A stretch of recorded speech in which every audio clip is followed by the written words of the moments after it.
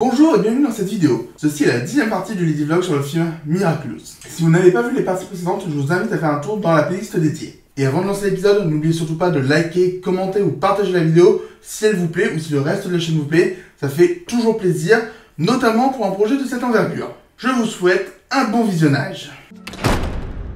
Adrien, te voilà, je t'attendais. Ah, parfait. On va arriver à l'une des scènes les plus importantes, mais aussi les plus courtes et les plus problématiques du film. Où tu étais? Qu'est-ce que vous en avez à faire? Pourquoi Adrien s'énerve? Je vous le rappelle, jusqu'à maintenant, Adrien n'a jamais parlé à son père, sauf un court dialogue qui a duré 11 secondes. Et en soi, ça aurait pu être bien, sauf qu'on n'a pas montré Adrien être touché par l'absence de son père. On l'a montré très peu au tout début du film, et c'est tout, on n'en a plus reparlé depuis.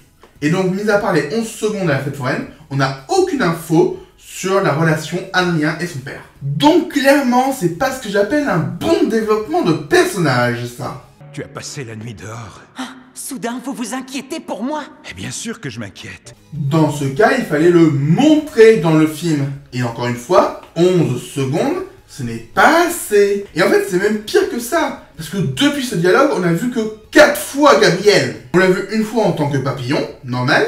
Une fois dans le ciel, pour la scène qui servait à rien de la fête foraine. Puis une autre fois en train d'envoyer un Akuma, mais c'est tout, on n'apprenait rien sur lui, c'était pendant le montage dynamique. Et enfin, une fois où il est en colère. Depuis ce dialogue, on n'a rien mis en place par rapport à Adrien. Donc non, ça je ne peux pas le tolérer. Je suis ton père. Mon père? Non, je t'ai perdu. Il y a bien longtemps, malheureusement. Et sincèrement, à part pouvoir faire une blague facile sur Star Wars 5, il n'y a rien d'intéressant dans cet extrait. On aurait pu avoir la relation père-fils entre Gabriel et Adrien qui aurait été centrale à l'œuvre, mais ce n'est pas le cas. Pour Jérémy Zag, la relation centrale de Miraculous, c'est la relation amoureuse. Et c'est un choix. Il a voulu la mettre en avant, ok, c'est très bien. Mais dans ce cas-là, quand on remet la relation filiale en place, il y a un problème. On peut préférer une relation à une autre, la mettre plus en avant, mais il faut pas oublier que cette autre relation elle est quand même utile au scénario. Et pour le coup, ici est vraiment mal pris. Adrien, attends. Et voilà comment se termine cette scène qui a duré 23 secondes. Donc, si on récapitule, la relation Gabriel-Adrien, relation centrale à l'univers de Miraculous, n'a représenté depuis le début du film que 34 secondes. À ce stade du film, cela ne représente que 0,8% du métrage. On n'a même pas 1% de l'œuvre dédiée à la relation familiale entre le héros et le vilain. Sincèrement, je sais pas quoi dire de plus. C'est juste trop peu. Et ça me termine qu'on n'ait vraiment que 34 secondes. Mais bon, passons à la scène suivante. Le voilà. Vas-y, fonce-le voir. Toujours aussi forceuse, Zatiki. Mais bon, on arrive bientôt à la fin du film. On va essayer de ne pas récapituler tous les défauts à chaque fois. Bon, depuis le début de la critique du film, il y a deux choses dont je n'ai pas parlé. La première chose, c'est le son. Est-ce que vous avez fait gaffe au son de cette scène? Il est super bon. Parce que quand on entend cette scène, on a vraiment l'impression qu'on est dans une école. On a des petits échos de ce style-là et ça rend quelque chose d'auditivement intéressant. Donc cela montre que le travail sonore sur le film, si vous en doutiez, a quand même été très approfondi. Par contre, ce qui n'a pas été très approfondi, c'est parfois les effets de mise en scène. Parce que, à part dans les scènes d'action et les scènes de chansons, on a souvent que des bêtes chant contre chant. Il n'y a rien d'exceptionnel, c'est du simple. Et je trouve même que c'est légèrement dommage. Mais bon, ce genre de choses, de travail sur le son et sur l'image, c'était important de vous le signaler. Désolé.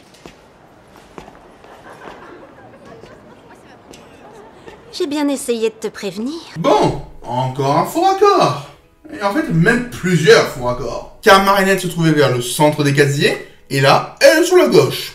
Et ensuite, on a Chloé qui est apparue comme par magie. Et oui, c'est pas la première fois dans le métrage que des personnages se téléportent, mais ça devient vite saoulant. Et ce qui m'énerve en fait, c'est que souvent on a une bonne idée, mais qui est desservie par plein de mauvaises d'un coup. Par exemple, si on avait eu autre chose qu'un bête chant contre chant, Eh ben, peut-être que j'aurais pas remarqué pour Chloé. Ou alors, on aurait peut-être pu avoir un moment où on voit discrètement Chloé passer en arrière-plan.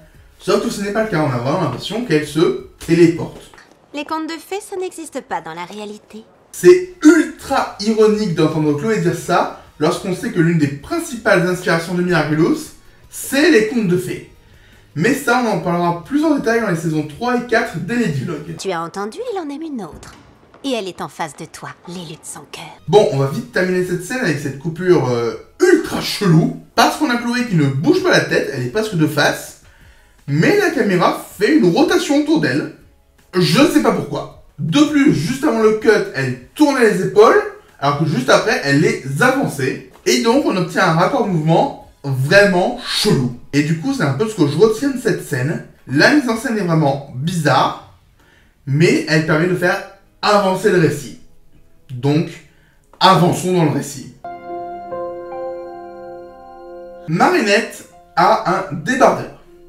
Je sais clairement pas si c'est utile de le faire remarquer, mais si les animateurs ont mis un débardeur à Marinette, c'est qu'il y a une raison, non? Sauf que clairement, je peux pas vous dire quelle est cette raison, parce que je l'ignore. Généralement, dans un dessin animé, quand les protagonistes ont la même tenue, c'est pour pouvoir les identifier rapidement. Et s'ils en changent durablement, c'est pour marquer une étape importante dans leur avancée. Exemple avec Code Lyoko, mais les tenues de nos héros ne sont pas pareilles dans la saison 1, 2 et 3 que dans la saison 4, parce que dans la saison 4, ils sont plus matures. Ou alors un autre exemple avec Avatar, le dernier maître de l'air, où nos héros changent de tenue au fur et à mesure que les saisons avancent. Ou un dernier exemple avec Les Malheurs de Sophie, où Sophie a 3 tenues distinctes selon son mode de pensée. Sauf que ici, le changement de tenue, je ne comprends pas l'intérêt. Si on veut juste montrer les remords de Marinette, pourquoi lui avoir changé de tenue dans le cours de gym par exemple? Ça ne servait à rien. C'est juste esthétique. Sauf que changer de tenue pour un personnage en 3D, ça coûte des sous. Beaucoup de sous. Donc le fait, c'est qu'il faut vraiment que ce soit important dans le scénario. Et oui, vous allez dire que je m'acharne sur des petits détails. Mais c'est des petits détails qui sont très importants d'un point de vue narratif et thématique dans cette œuvre. Comment retrouver mon chemin? Bon, on va arriver à la chanson que j'aime le moins de ce film, parce qu'elle est inutile, les paroles sont niaises et j'aime pas du tout l'air. Oui, j'avais envie de vous faire la critique rapide de la scène, avant la scène. Je change un peu. Entouré mais pourtant seul. Donc, le message de la chanson, c'est qu'elle se sent pas bien, mais elle sait pas pourquoi. J'ai une question de mise en scène. À quoi servent les petites bulles de lumière? Et la réponse que j'ai, c'est à rien. Sincèrement, je ne vois pas l'utilité, sauf c'est joli. Malheureusement, c'est joli, c'est pas une excuse pour moi, et surtout elles vont vite disparaître. J'ai dû rêver bien trop fort. Et moi j'ai rêvé que quelqu'un aurait pu penser dans le film que mettre des titres français ça aurait été une bonne idée. Sauf que voir ces titres anglais, c'est encore un cauchemar. Je l'ai déjà dit plusieurs fois, mais je trouve que c'est réellement idiot. Parce qu'encore une fois, l'œuvre se passe en France, à Paris. Et que sincèrement, le mot héros, il est transparent pour les anglophones. Ils auraient pu le comprendre. Sauf que là, c'est juste débile parce qu'on a la moitié des journaux de la capitale qui sont en anglais. Et encore une fois, je pense qu'on connaît tous le niveau moyen d'anglais d'un français. Si on pouvait, il y en aurait plus des journaux en anglais, mais c'est clairement pas le cas. Être moi serait la mission de ma vie. Être moi serait la mission de ma vie. Qu'est-ce que vous voulez que je rajoute à ça? C'est débile, j'ai besoin de rien rajouter parce que c'est juste niais. Le message, c'est littéralement « Je dois être moi, elle doit être elle ». Sauf que ce message, on l'a déjà eu, dans la chanson d'ouverture notamment. Et elle a réussi à résoudre son problème dans la chanson de la fête foraine. Là, dans le film, Marinette n'a pas de doute quant à sa capacité à être Ladybug. Elle a juste un chagrin d'amour. Et sincèrement, je pense que ouin ouin, l'amour, ça fait mal, ça aurait été des meilleures paroles. Si j'alignais corps et esprit, serais-je enfin celle que je suis? Aligner quel corps et quel esprit? De quoi tu parles, Marinette? Seras-tu enfin celle que tu es? Mais si tu l'es déjà, comment tu peux le devenir? Même moi, les questions que je suis en train de poser, je les trouve débiles. Vous imaginez si dans la saison 3 des Ladyvlog, il y a un moment où je me mets à chanter Je suis moi, car c'est moi que je suis. C'est complètement con. Insuffisants sont les mots. Donc, Marinette en débardeur, c'est fini pour ce film. Cela aura duré 1 minute et 14 secondes. Alors, ça aurait pu être cool de se dire que Marinette se sent un peu vulnérable et que mettre sa veste, ça la protège un peu. Mais non! Toute cette partie-là ne servait à rien. Et autre chose qui ne servait à rien, les bulles de lumière qu'on ne peut plus mettre parce que maintenant on est dehors. Donc, à part pour démarrer une chanson inutile, cette scène n'a pour le moment servi à rien. Faire de sa vie un conte de Et voilà la seule chose que je trouve belle dans cette scène et cette chanson. Mais encore une fois, ça ne sert à rien. Le travelling rotatif est très beau, mais le cri du cœur de Marinette, il aurait pu être encore plus fort.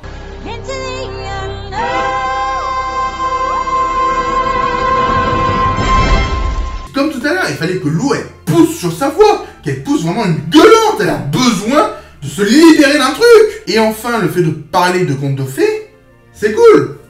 Sauf que ça aurait été bien d'entendre parler des contes de fées avant que Chloé n'en parle.